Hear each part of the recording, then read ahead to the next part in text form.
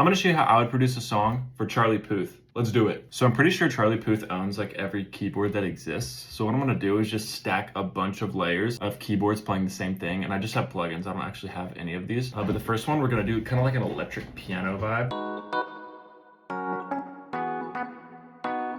So for the second layer, we're gonna be using the same thing that we used before, but lower it an octave. Then we've got this like just straight up Juno. That's a blitter. And then I've got a Juno plugin that I'm using that is kind of more like abrasive. And then this is a plugin called the CP70, which is like a grand piano vibe, but it's electric, really punchy.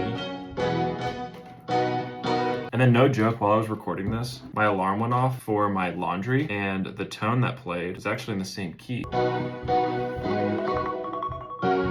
And I thought the most Charlie Puth thing ever would be to record that and then put it in here. So I did that, and I kind of have it as like a little bit of a lead. And it kind of has a little bit of swing to it, how I chopped it. And I added a couple extra layers just to kind of back it and make it a little more full. And then another crazy layer that I have in here that was like a total like accident is I have, these were literally kicks before. Just really basic kick. And then I added something called a resonator, which actually turns it into like notes. And it sounds like this like plucky little synth. So I added some EQ and delay to make it sound like it's an arpeggiated synth.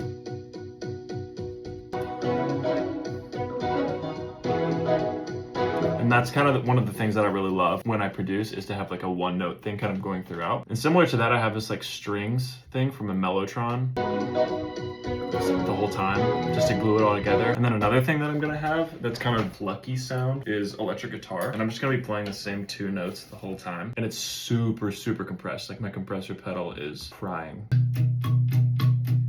And then for the drums, I try to keep them like really dry and punchy. So I've got that like Oliver kick, pretty like typical.